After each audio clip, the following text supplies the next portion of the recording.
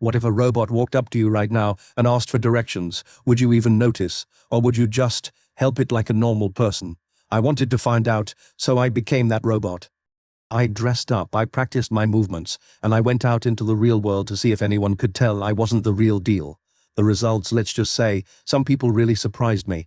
We live in a world where robots are getting smarter every day. They serve coffee, they clean our floors, some even look almost human. But how good are we at spotting them in real life? I decided to test this. No fancy animatronics, no Hollywood-level special effects, just me acting as robotic as possible to see how long it would take for people to realize something was off. And let me tell you, some people didn't notice anything. So, how do you pretend to be a robot? You can't just walk stiffly and call it a day. No, you've got to commit. I kept my movements precise. No smooth walking, just sharp, mechanical steps. My voice flat, monotone, like a GPS that's really tired of giving directions. Then there were the little details, the head tilt. Every time someone spoke to me, he'd pause, then tilt my head just a little too far, like a confused puppy. But digital, the delayed blinking, normal people blink naturally. Me, I'd go way too long without blinking, then do it all at once. Click. The stare, robots don't look around nervously, they lock on, so I did, and let me tell you, holding eye contact for that long is hard. The first few people, no suspicion at all. I walked up to a guy at a bus stop and said, "Greetings. Where is the nearest charging station?" He didn't even look up from his phone. Starbucks has outlets, I guess, thank you." "Human," I replied. Still nothing. Then there was the woman at the park.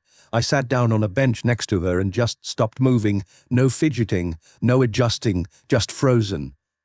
After a full minute, she finally glanced over. "You okay? System's functional," I said. She nodded and went back to her book. Not everyone was clueless, though. Some people gave me looks. One guy at a coffee shop squinted at me after I ordered in my best robot voice. "Are you doing a bit negative? I require caffeine for optimal performance." He stared. Right, but he still handed me the coffee. Then there was the kid, who immediately pointed at me and said, "Mom, that's a fake robot." I panicked. "Error, does not compute." The mom just laughed. "Sweetie, don't be rude." But the best, the people who fully thought I was a robot. One older man asked me for the time. I responded in my monotone voice. "The time is 3:14 p.m.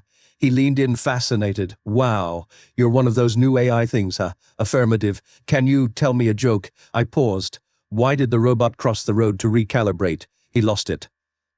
That's amazing. The close calls almost getting busted, of course. I had some close calls. At one point I accidentally laughed at something. Just a tiny chuckle, but way too human. The person I was talking to froze. "Wait, was that a laugh?" I quickly covered negative. "That was a system alert." They didn't look convinced. The real challenge. Sustaining it. Robots don't yawn. They don't scratch their noses. They don't sigh when they're tired of pretending to. Be robots after an hour. My muscles were aching from the stiff movements. My voice was straining from the monotone. And my brain, exhausted from trying to think like a machine. But the craziest part, even when I slipped up, most people still didn't notice. So, what does this say about us? We're so used to technology blending into our lives that we don't even question it anymore.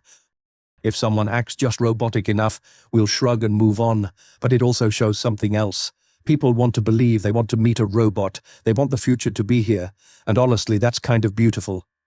So here's the real question. If you saw me out there acting like a robot, would you know, or would you just assume I was another piece of tech quietly invading the real world? Let me know in the comments. And who knows, maybe next time you're out in public, you'll look a little closer at the person next to you.